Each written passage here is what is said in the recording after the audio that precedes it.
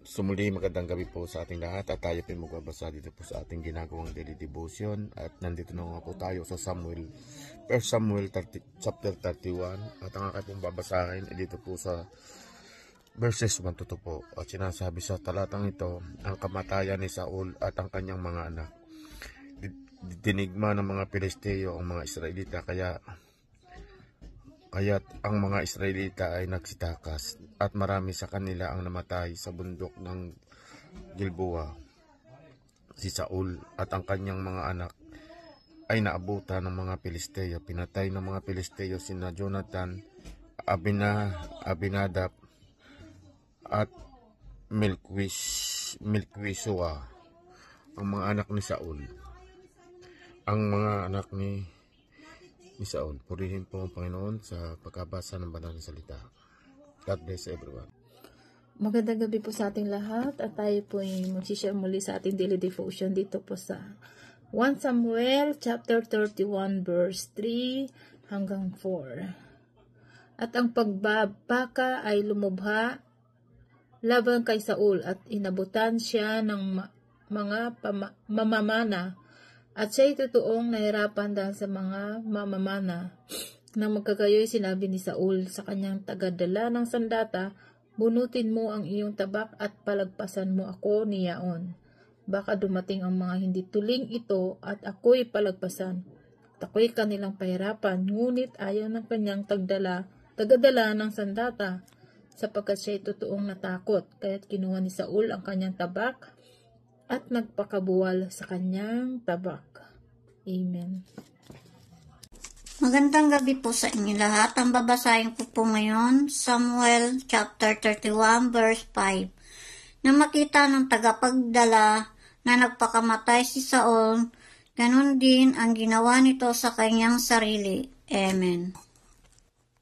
Babasahin ko po, Samuel chapter 31 verse 6 to 7. Gaya namatay si Saul at ang kaniyang tatlong anak at ang kaniyang tagadala ng sandata at ang lahat niyang magalalaki ng araw na yaon na magkakasama at nang makita ng magalalaki sa Israel na nasa kabilang dako ng Libis at nang magana sa dako roon ng Jordan na ang mga lalaki sa Israel ay tumakas at si Saul at ang kaniyang mga anak ay namatay. Kanilang iniwan ang mga bayan at nasiktakas at naparoon ang mga Pilisteo at tumahan sa mga yaon. Amen. Magandang gabi po sa ating lahat. Ang aking i-share ngayon sa ating araw-araw na devotion ay makikita sa 1 Samuel chapter 31 verses 8 to 9. Ito po ay Tagalog version. Ito po ang sinasabi. Kinabukasan ng pumunta ang mga Filisteo sa bundok ng Gilboa para kunin ang mahalagang bagay sa mga namatay na sundalo. Nakita nila ang bangkay ni Saul at ang kanyang tatlong anak. Pinugutan nila ng ulo si Saul at kinuha ang kanyang armas. Pagkatapos nito, nagsugo sila ng mga mensahero sa buong lupain ng Filisteo para ibalita sa templo ng kanilang Diyos-Diyusan at mga kababayan ang kamatayan ni Saul. Yun lang po, maraming salamat. Panginoon, God bless. Labot naman ko sa 10, may labot eh. Kutsunoy berman dahil kung taman. Apatay. Muna niya. Sige na lang. O tama day, ikaw day ang 10-11. Ba? Tapos ko tama. Magbasa ka? Ikaw magbasa. Ay guyo, ako nga magbasa? O naman, siyempre. Magandang gabi po sa ating lahat. Ang aking ibabahagi ngayon ay makikita sa 1 Samuel chapter 31 verses 9 to 10. 10 to 11. Ito po ay para kay Mera Sarti. Ito po ang sinasabi. Inilagay nila ang armas ni Saul sa templo ng Diyosa nilang si Astoret at isinabit ang bangkay nito sa pader ng lungsod sa Bitsyan.